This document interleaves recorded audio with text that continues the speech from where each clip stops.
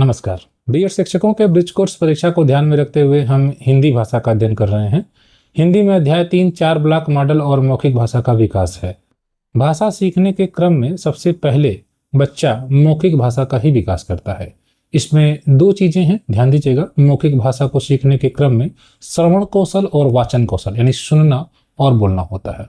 लेकिन शब्द को सुन लेने भर से ही हम यह नहीं कह सकते कि बच्चे में श्रवण कौशल का विकास हुआ है। जैसे प्रारंभ में बच्चा 1 या 2 या 3 महीने का जब होता है तो वह अपने आसपास की ध्वनियों को सुनता है, लेकिन वह उनके अर्थ नहीं समझता है। तो क्या वह श्रवण कौशल विकसित कर चुका है? नहीं, क्योंकि श्रवण कौशल से आशय यह है कि बच्चा सुनने के साथ साथ उस ध्वनि को समझने का प्रयास करे, समझे, उस पर अपने विचारों को भी व्यक्त करे। तो बच्चा धीरे धीरे श्रवण कौशल को विकसित करता है। ठीक है, तो जैसे अगर आप देखें तो प्रारंभ में बच्चे को जब हम उसके नाम से पुकारते हैं, 4 महीने 5 या 6 महीने के बाद जब बच्चा काफी समझदार हो जाता है तो बच्चे के नाम को जब हम पुकारते हैं तो बच्चा यह समझ लेता है सुनकर कि शायद मुझे बुलाया जा रहा है, और उसके दिमाग में इतनी बात आ जाती है और फिर वो उस नाम को सुनने के बाद वो खोजने का प्रयास करता है कि मुझे कौन बुला रहा है। तो बच्चे के अंदर कम से कम श्रवण कौशल के विकास की झलक आपको दिखाई देती है।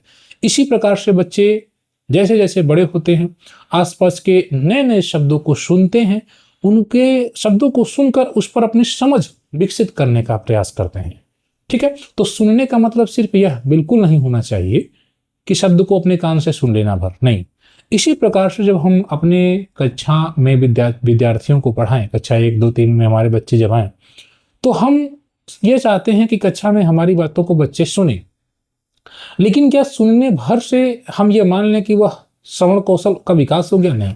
जब हम बच्चे को कोई कहानी सुना रहे होते हैं, हम कोई महत्वपूर्ण टॉपिक पढ़ा रहे होते हैं, हम गणित में बच्चों को लघुत्तम महत्तम पढ़ा रहे हैं या भिन्न पढ़ा रहे हैं, तो सिर्फ सुनने से नहीं बच्चा उसको समझेगा। जब तक बच्चा 100% कंसंट्रेट करके हमारी बात को समझेगा नहीं, तब तक सुनना वास्तविक सुनना नहीं कहा जाएगा। तो श्रवण कौशल से आशय यही है कि बच्चा समझ के साथ सुने। ठीक है, जैसे बच्चे अंतर करें कि हम कोई शब्द बोल रहे हैं तो बच्चा उस शब्द का किस संदर्भ में प्रयोग किया गया। जैसे हमने कहा भागो या दौड़ो, तो बच्चे ने दिमाग में चल गया कि हाँ भागो कह रहे हैं तो कोई बात है, बच्चा तुरंत कक्षा से निकलकर बाहर भागता है या अन्य कहीं भी जगह पर भागता है। दौड़ने के लिए कहा तो बच्चे ने उसको समझा, अर्थ निकाला, अच्छा दौड़ना है, तो बच्चा तुरंत दौड़ने लगता है। शायद 6 माह के बच्चे या 1 वर्ष के बच्चे से हम अगर ये कहें कि भागो दौड़ो, तो शायद वह इन शब्दों उस बच्चे के मानसिक जो दिमाग है उसके दिमाग में ये शब्द अभी शायद अर्थपूर्ण ना हो, इसलिए वह हमारे भागने कहने पर भागेगा नहीं। ठीक है, तो जैसे जैसे बच्चा बड़ा होता है, जैसे जैसे बच्चा शब्दों से परिचित होता जाता है, उन शब्दों के अर्थ अपने दिमाग में विकसित करता जाता है, बनाता जाता है, और फिर उसी के हिसाब से फिर वह रिएक्ट करने का प्रयास करता है।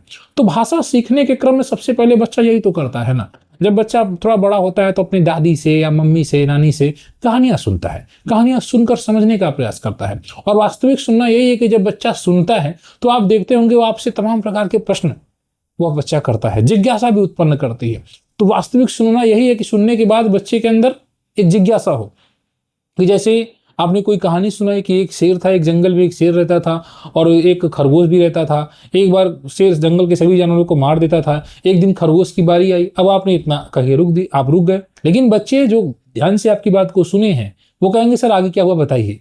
और बच्चे हमारे जिद करते हैं कि सर पूरी कहानी सुनाइए। अब उनको ये पूरा आप मतलब आपके ऊपर जोर देते हैं कि हमको पूरी कहानी सुनाइए, तो वह सुन रहा है, समझ भी रहा है, और अगर आप नहीं सुनाएंगे तो आपसे थोड़ा मोड़ा गुस्सा भी हो जाएगा बच्चा कि सर जी सुनाइए। ठीक, तो कहने का मतलब यही हुआ कि बच्चा जब सुनता है तो उसके अंदर जिज्ञासा भी उत्पन्न होती है। उस पर अपने सकारात्मक विचार या नकारात्मक विचार उस बच्चे को देने होते हैं, वो देता भी है। वो किसी एक साइड में हो जाता है, वो शायद खरगोश के साइड में हो जाएगा कि खरगोश का शिकार ना हो, कोई तरकीब बचाकर खरगोश की जान बच जाए। बच्चे इस प्रकार से विचार बनाते हैं। अब बच्चे से पूछा जाए कि बताओ शेर क्या होगा, शेर भूखा मर जाएगा, तब बच्चा कुछ अपने हिसाब से विचार बनाता है सुनकर। तो वास्तविक सुनना आप समझ रहे हैं ना सर। तो श्रवण कौशल यही है। चलिए हम इसको थोड़ा और बेहतर तरीके से समझते हुए चलें कि श्रवण भाषा सीखने का पहला और सबसे महत्वपूर्ण कौशल है।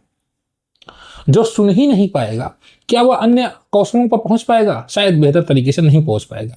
तो पहला आधार तैयार करता है सुनना। बच्चा जन्म के बाद अपने आसपास की बात को सुनकर भाषा को सीखता है। माँ की लोरी, परिवार की बातचीत, दोस्तों की बातें और अपने शिक्षक की कहानियां सुनते सुनते वह भाषा को समझने लगता है। अगर वो महाराष्ट्र का है तो मराठी समझने लगता है, बिहार का या उत्तर प्रदेश का है तो हिंदी भाषा समझने लगता है, और पंजाब का है तो पंजाबी समझने लगता है। तो सुनना क्या है, आपने अभी समझा कि सुनना केवल कानों से आवाज सुन लेना भर नहीं है, ठीक है, बल्कि शब्दों को समझना है। हमने बच्चे से कहा इधर आओ, तो बच्चा हमारी बात को सुनकर हमारे पास आ गया, ठीक। इसका मतलब वो ये समझ रहा है कि इधर आओ का कहने का मतलब है कि सर की ओर जाना है। उनके पीछे छिपे भाव और अर्थ को समझना, ठीक है।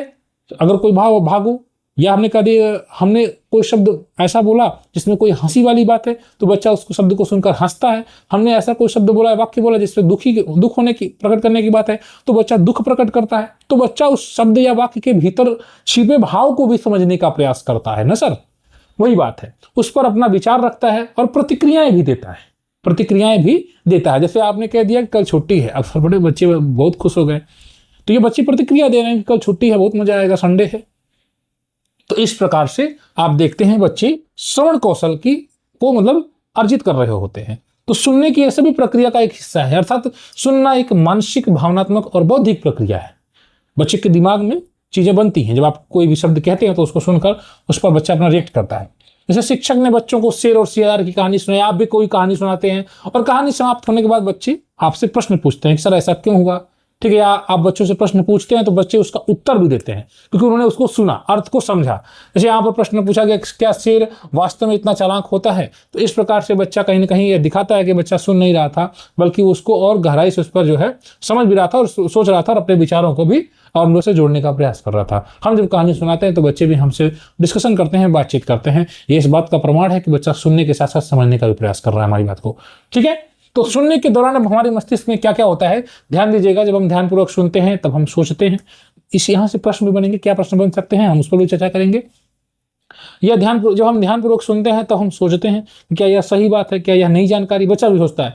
हम विश्लेषण करते हैं अपने दिमाग में, जिस प्रकार से बच्चा विश्लेषण करता है, हाँ यह बात पहले कही गई बात से मेल खाती है या नहीं। अगर कोई बात हमने पहले कुछ और कहा, आज कुछ और कह रहे हैं तो बच्चा कहेगा सर ये आपने पहले तो ऐसे कहा था, आज ऐसे कह रहे थे, ठीक। तो इस प्रकार से होता है। हमने कहा कि चलो हम 20 नंबर की परीक्षा लेंगे, हम आलेख बोल रहे हैं 20 नंबर की परीक्षा, फिर हमने 15 ही बोला तो बच्चे कहेंगे सर जी आपने तो कहा था कि 20 क्वेश्चन पूछेंगे या 20 पूछेंगे 20 नंबर का रहेगा। तो हम कहते हैं अच्छा ठीक है चलो 5 नंबर और बढ़ा दे रहे हैं। तो बच्चे हमारी बात को सुन रहे हैं, अच्छा सर ने 20 नंबर का आलेख बोलने के लिए बोला है, हमने ये अपनी कक्षाओं में किया है। तो बच्चों से हम कभी कभी बोलते हैं चलो 40 नंबर का हम 40 वर्ड्स बोलेंगे तो हम लोग को लिखना रहेगा। कभी कभी हम 35 पे रुक जाते हैं, 30 पे रुक जाते हैं, तो बच्चे हमको याद दिलाते हैं सर आपने 40 बोला था, 40 बोलिए। तो इस प्रकार से होता है। तो ये बात कहीं ना कहीं अपने दिमाग में बच्चे विचार बनाते हैं, भाव को ग्रहण करते हैं। खुश है, दुख है, गुस्सा है, चिंता है, किस प्रकार की बातें हैं, बच्चे उसको समझकर स्वयं भी अपने अनुभव को उस पर प्रकट करने का प्रयास करते हैं, निष्कर्ष निकालते हैं किसी बात का क्या अर्थ है और अपनी राय बनाते हैं कि ये चीज सही है या गलत है, ठीक है। जैसे आपने कोई कहानी सुनाई तो बच्चा कहानी में किसी एक पक्ष की ओर हो जाता है, ठीक है, कि उसको यह करना चाहिए कि नहीं करना चाहिए, नहीं करना चाहिए तो क्यों नहीं करना चाहिए, करना चाहिए तो क्यों करना चाहिए। इस प्रकार से बच्चे राय बनाते हैं, अपनी प्रतिक्रियाएं देते हैं, ठीक है। हम जब सुनते हैं तो इस प्रकार की सारी चीजें सुनने की प्रक्रिया के दौरान होती हैं। प्रश्न बन सकता है तो ये यहां से आप इसको उसका उत्तर देंगे। अच्छा श्रोता कौन है? राष्ट्रीय शिक्षा नीति और राष्ट्रीय पाठचर्या 2022 के अनुसार, फाउंडेशनल स्टेज के अनुसार, अच्छा श्रोता बनना भाषा सीखने का एक महत्वपूर्ण प्रतिफल है, परिणाम। भाषा सीख रहे हैं आप तो उसके क्रम में आप अच्छा एक श्रोता बनिए, ठीक है।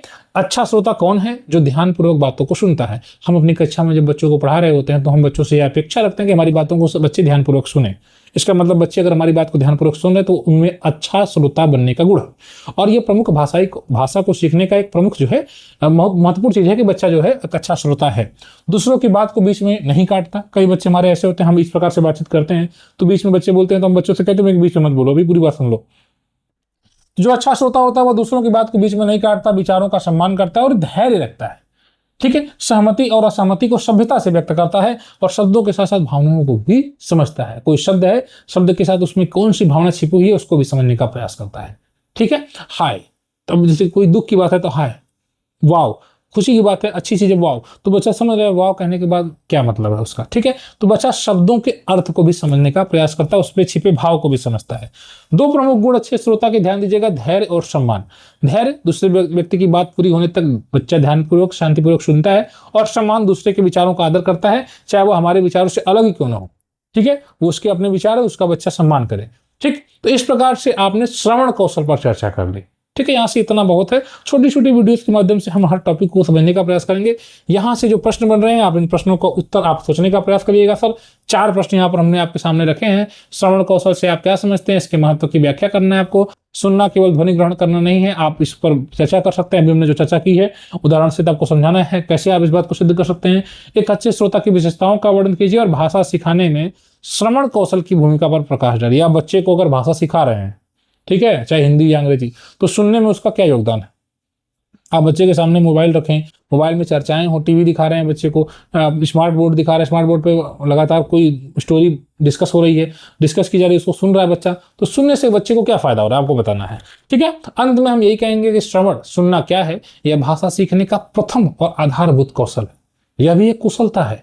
ठीक है, तो जैसे बच्चा आधार तैयार करता है, जो चीज सुनता है, यह केवल ध्वनि को सुनना नहीं बल्कि शब्द को, भाव को, अर्थ को और किस संदर्भ में वो बात कही जा रही है उसको समझने की प्रक्रिया है। ठीक है, श्रवण कौशल बच्चों के भाषाई, संज्ञानात्मक यानी सोचने समझने की क्षमता, सामाजिक और भावनात्मक विकास में महत्वपूर्ण भूमिका निभाता है। ठीक है, सुनने का कौशल, अगर बच्चा अच्छी तरीके से सुनेगा नहीं तो क्या उसका भाषाई विकास होगा, नहीं होगा। सोचने समझने की क्षमता ही नहीं बच्चे में डेवलप होगी, सामाजिक विकास भी नहीं होगा। बच्चे आपस में बातचीत कर रहे हैं, एक बच्चा आप आपस में कोई भी टीम बनाकर खेल रहे हैं, बच्चा उनकी बात को नहीं सुन रहा है तो उनसे नहीं जुड़ पाएगा। ठीक है, जुड़ ही नहीं पाएगा। जुड़ाव के लिए आवश्यक है कि आप सामने वाली बात को सुने, ठीक है, उसकी बात को वैल्यू दें, जैसा कि हमने डिस्कस किया। ठीक, आप दोस्त बनाते हैं तो ये तो होता है कि दोस्त एक दूसरे की बात को सम्मान करते हैं। अगर उसने किसी बात को कहा, अगर दूसरा दोस्त एग्री नहीं है फिर भी उसकी बात को वैल्यू देता है।